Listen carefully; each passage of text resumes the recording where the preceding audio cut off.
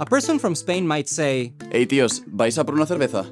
while someone from my home country of Ecuador could say, Oigan panas, ¿van por una biela? People from all over the Spanish-speaking world can communicate with one another, but there are variations in slang, pronunciation, word choice, and even grammar. I pronounce my hometown as Barcelona, and that's not because the King Fernando had a lisp. No. And my friend Maluma might say, Me encantan los gatos, but that doesn't mean he only likes one cat. As far as I know, I haven't spoken to him about it or anything.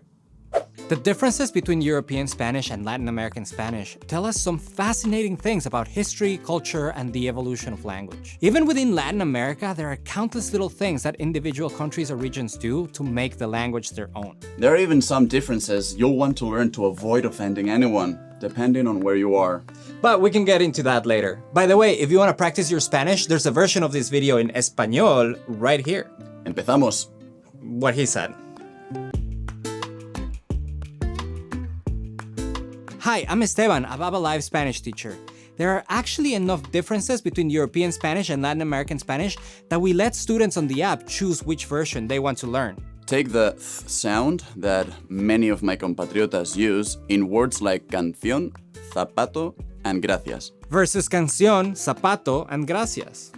There's a pretty common urban legend that says that King Ferdinand, or in some versions, some other king from a long time ago, actually had a lisp, and his subjects adopted his pronunciation, either not wanting to hurt his feelings or not wanting to lose their heads. Regardless, good choice. Today, we call that th sound Ceceo, or Ceceo. That story doesn't make a lot of sense though. People in España still pronounce words like casa and payaso without ceceo, which wouldn't have helped that imaginary king very much.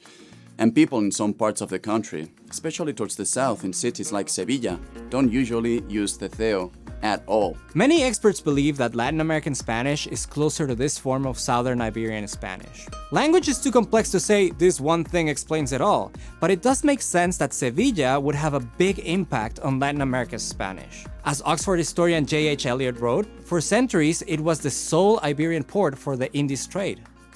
In my home country of Ecuador, we don't do ceceo, but a lot of people who live by the coast do drop their S's in words like costa or esta. This habit of turning an S into something more like a Spanish J or an English H is sometimes called Aspiración.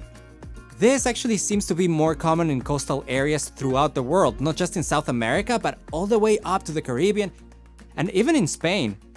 There are some fascinating theories for why that might be, but we'll save that for another video. In Ecuador and its neighboring countries, people closer to the Andes Mountains are more likely to speak a version of Spanish that is more heavily influenced by Quechua, an indigenous language still spoken in the region. Instead of saying tengo frío, for example, an Ecuatoriano might say achachay, which comes directly from Quechua.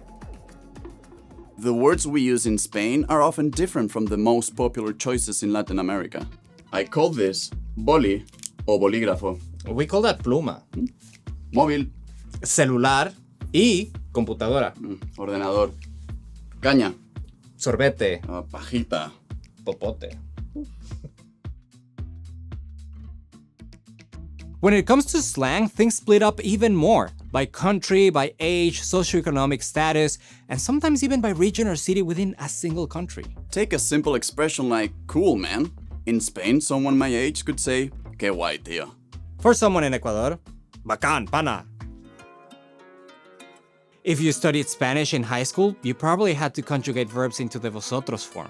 Vosotros estáis fingiendo trabajar ahora, pero de hecho, estáis viendo YouTube. In most of Latin America, though, we use ustedes, whether we're being formal or informal. And most people in Spain use tú for the informal singular you. Tú eres muy inteligente. Ah, gracias. In some parts of Latin America, though, people use vos. Vos tenés razón. Vos no sos argentino. No. That originally comes from Spain, but fell out of favor in Europe. Some experts think voseo was particularly likely to survive in areas that didn't have a lot of contact with Spain after the linguistic shift to tú. Areas far away from trading ports, for example. It makes sense. People who were isolated from Spain would have no way of finding out about new trends in the language. But again, it's hard to attribute big changes like this to one cause. Today, there are actually little pockets where they use vos throughout Latin America. And if you speak English and think it's strange that people would just stop using a pronoun, think about this. When was the last time you said, "Thou look handsome tonight"? Oh, I thank thee.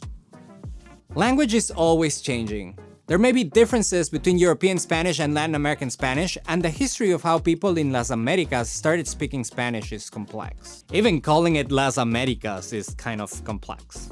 But whatever the history, there's something amazing about the fact that hundreds of millions of people around the world can communicate in Spanish today. If you're interested in learning Mexican Spanish Or European Spanish? check out the pinned comment below to get started with Babbel and let us know which differences between European Spanish and Latin American Spanish we left out today.